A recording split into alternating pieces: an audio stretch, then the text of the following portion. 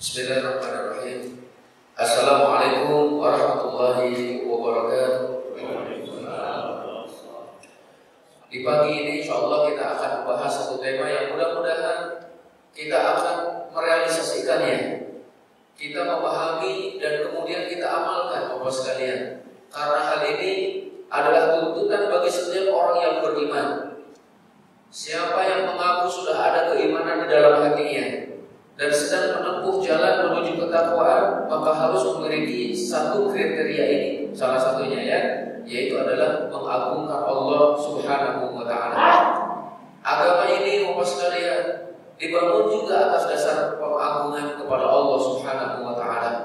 Ruh ibadah juga adalah dengan mengagungkan dan merasa hina di hadapan Allah Subhanahu wa taala.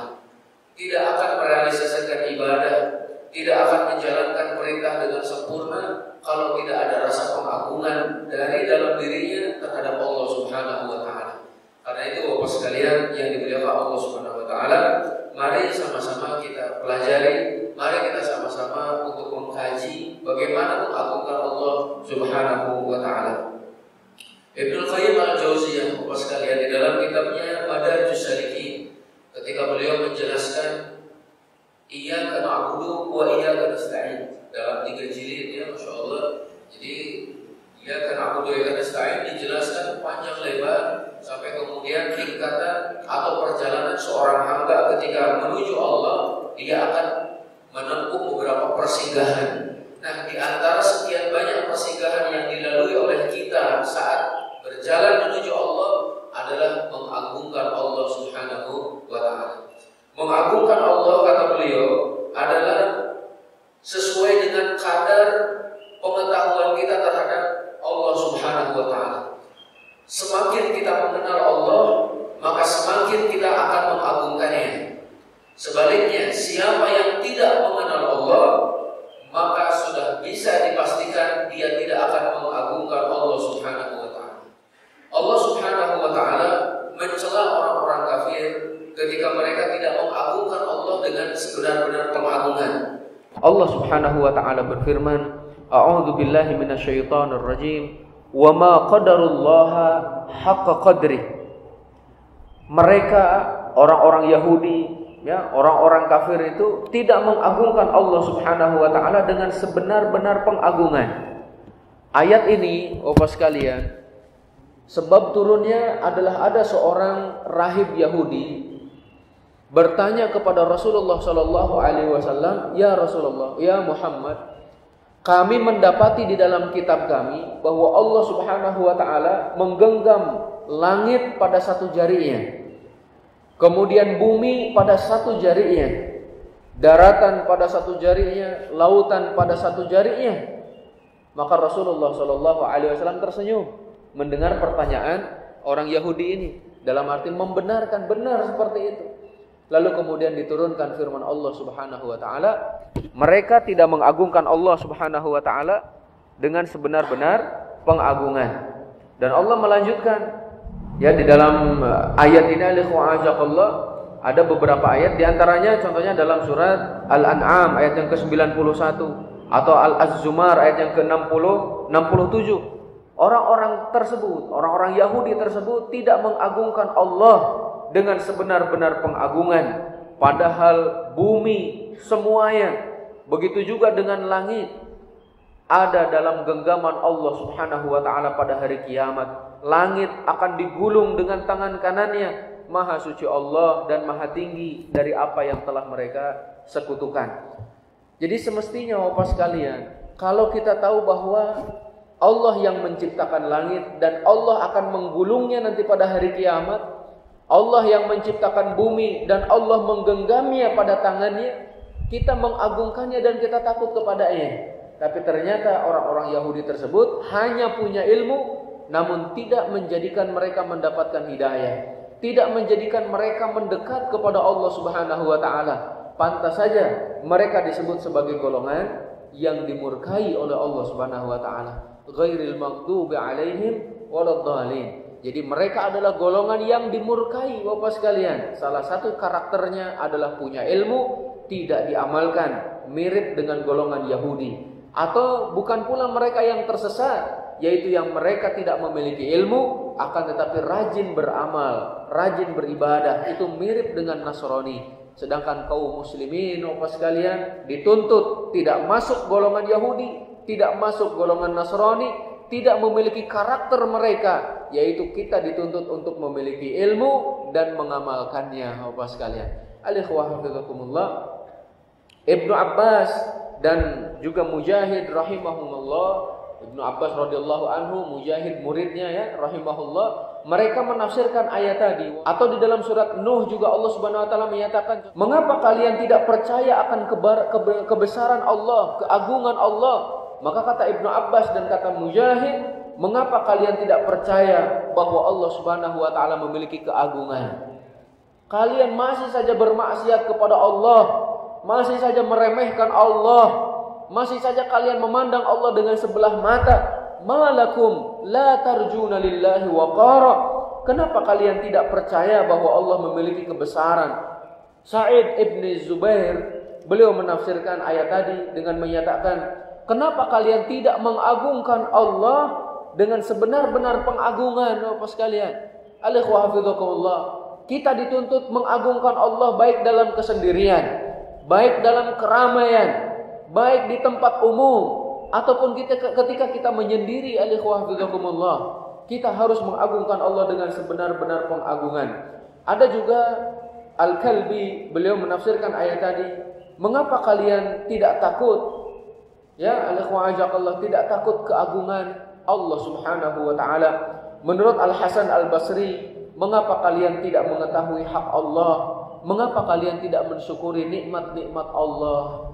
Al-ikhwah hafizakumullah, ruh ibadah seperti tadi disampaikan adalah mengagungkan dan juga rasa cinta. Karena itu, jika rasa pengagungan, jika rasa cinta sudah melebur ataupun hilang ya, sudah hilang dari hati seseorang, maka akan rusaklah ibadah tersebut. Harus ada pengagungan, harus ada rasa cinta. Al-ikhwah hafizakumullah, bayangkan ketika kita sholat bahwa kita sedang berada di hadapan pencipta kita, zat yang memiliki seluruh keagungan Bapak sekalian.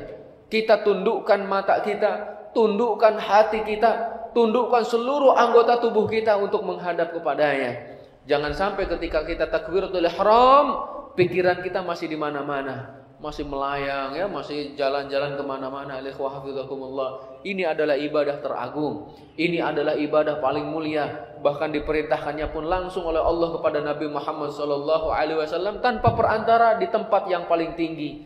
Itu kan menunjukkan Bapak sekalian, saat anggota tubuh kita yang terbaik mengenai tanah, maka pada hakikatnya derajat kita naik ke hadapan Allah, ke derajat yang paling tinggi sampai Sidratul Muntaha. Al-ikhwah hafizakumullah, karena itu sekali lagi mari kita pupuk rasa mengagungkan Allah Subhanahu wa taala agar ibadah kita semakin sempurna. Jika keduanya yaitu adalah pengagungan dan rasa cinta diberikan kepada kita, maka itulah hakikat pujian. Hakikat kita memuji Allah Subhanahu wa taala. Al-ikhwah hafizakumullah, bahwa kita mengatakan alhamdulillahi rabbil alamin. Segala puji bagi Allah, segala puji bagi Allah Tuhan semesta alam.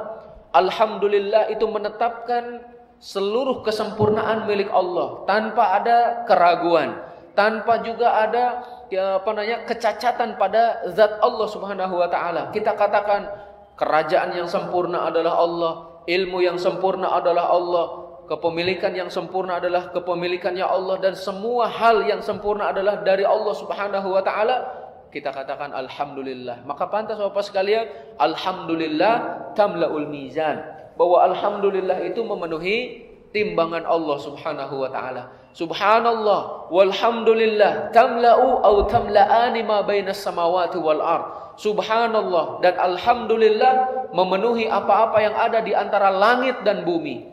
Al-ikhwah hafizakumullah, subhanallah meniadakan kecacatan pada diri Allah, pada sifat-sifat Allah, pada perbuatan Allah, kita katakan subhanallah. Menetapkan kesempurnaan milik Allah, kita katakan alhamdulillah. Maka tauhid juga adalah berisi hal tersebut Bapak sekalian, meniadakan seluruh jenis sesembahan dan tidak ada yang berhak untuk disembah, kemudian kita tetapkan hanya Allah Subhanahu wa taala yang berhak untuk diibadahi. Al-ikhwah hafizakumullah. Selanjutnya ya, di dalam kitab Madarijus Salikin juga disebutkan bahwasannya ada beberapa tingkatan dalam mengagungkan. Ya, dalam pengagungan ini al-ikhwah, yang pertama kita mengagungkan perintah dan larangan Allah Subhanahu wa taala. Jadi siapa yang mengaku mengagungkan Allah, maka dia harus mengagungkan perintah dan juga larangan Allah Subhanahu wa taala. Mengagungkan perintah dan larangan Bapak sekalian dengan tidak menentangnya, ya. Tidak mencari-cari alasan untuk mendapatkan keringanan, contohnya al-ikhwah, ataupun selalu mencari-cari keringanan dan ingin mendapatkan hal yang paling ringan. Al-ikhwah ajakallah. Sebagai contoh, ada sebagian orang ya al-ikhwah ketika mendirikan sholat sih tetap menjalankannya itu al-ikhwah, akan tetapi mereka sholat seperti burung yang sedang mematuk makanan. Jadi sholat untuk menggugurkan kewajiban. Ya al-ikhwah. Jadi mereka meringankan ataupun bahkan meremehkan sholat tersebut. Yang penting sholat. Mungkin kita juga pernah melihat ada sebagian orang yang qiyamul lail atau sholat tarawih contohnya 11 rakaat atau 23 rakaat hanya 5 menit. Allah alam bisawab bagaimana bacaannya. Barangkali Al-Fatihah dengan satu nafas. Bahkan tidak terdengar barangkali kecuali waladdallin. Kemudian amin ketika itu juga ruku langsung kemudian sujud. Ya Allah alam bisawab bagaimana cara mengerjakannya itu al-ikhwah. Dan ini menunjukkan tidak ada pengagungan pada dirinya. Kalau larangan Bapak sekalian, kita tidak terlalu sering ataupun tidak mencari-cari alasan bagaimana caranya agar bisa dan boleh mengerjakan larangan tersebut. Ya al-ikhwah hafizakumullah. Ini adalah bentuk mengagungkan Allah Subhanahu wa taala. Ibnu Qayyim memberi contoh ya. 3 perkara kata beliau yang menafikan pengagungan perintah atau juga larangan. Yang pertama, mencari-cari keringanan yang membuat pelakunya tidak mengikuti secara sempurna. Seperti tadi, dia sholat tapi ala kadarnya ataupun sembarangan sholatnya Bapak sekalian. Yang kedua adalah bertindak berlebih-lebihan. Jadi kalau yang pertama tadi meremehkan, ada sekelompok manusia juga yang melakukannya dengan berlebih-lebihan. Diperintahkan untuk sholat subuh 2 rakaat, dia menambah jadi 3 rakaat atau 4 rakaat. Karena menurut dia bangun tidur masih segar, tenaga masih banyak. Akhirnya dia sholat subuh 4 rakaat, berlebih-lebihan. Ini pun adalah bentuk kebalikan daripada mengagungkan Allah. Orang ini tidak mengagungkan Allah. Nah, yang ketiga Bapak sekalian yang dimuliakan Allah Subhanahu wa taala, bentuk ya al-ikhwah ajakallah ataupun perkara yang menafikan pengagungan kepada Allah yang ketiga adalah ketika seseorang menakwilkan perintah dan larangan dengan alasan-alasan tertentu. Ketika datang perintah dari Allah untuk mengerjakan sesuatu, dia takwilkan.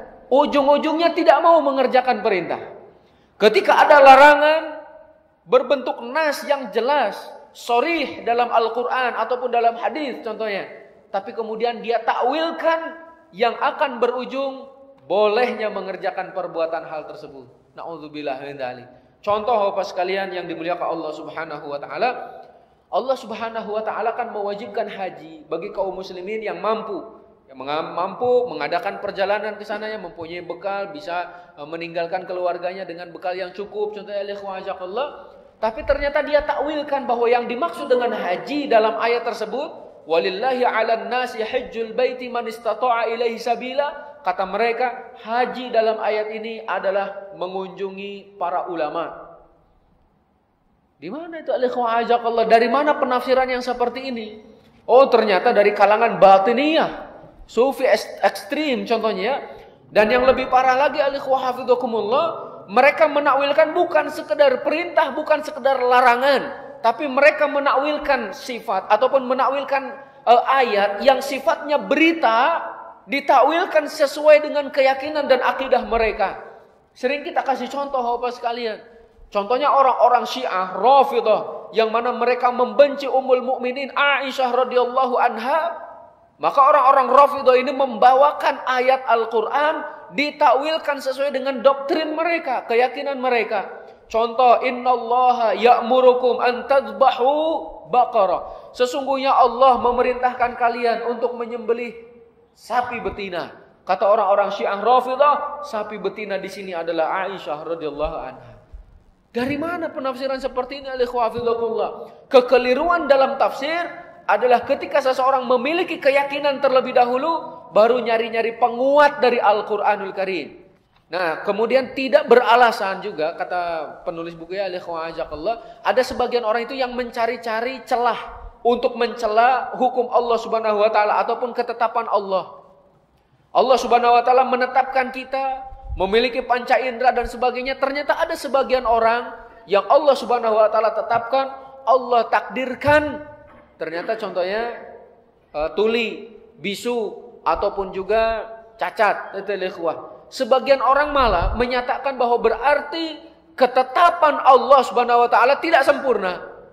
Nah, jadi dia mencari-cari celah untuk ujung-ujungnya juga adalah mencela Allah, meniadakan pengagungan terhadap dirinya, terhadap Allah Subhanahu wa taala. Selanjutnya juga Bapak sekalian, ketika Allah Subhanahu wa taala sudah menetapkan sesuatu pada kita, maka sikap kita adalah ridha. Kita ridha dengan apapun yang telah ditetapkan. Kita terima dengan apapun keputusannya, Bapak sekalian. Rasulullah sallallahu alaihi wasallam menyatakan, "Warda bima qasamallahu laka takun aghnan nas." Ini kalau dalam masalah rizki contohnya ya, dengan apa ketetapan Allah. Jika Allah telah menetapkan sesuatu terhadap dirimu, ridhoilah ia, maka engkau akan menjadi manusia yang paling kaya. Assalamualaikum warahmatullahi wabarakatuh.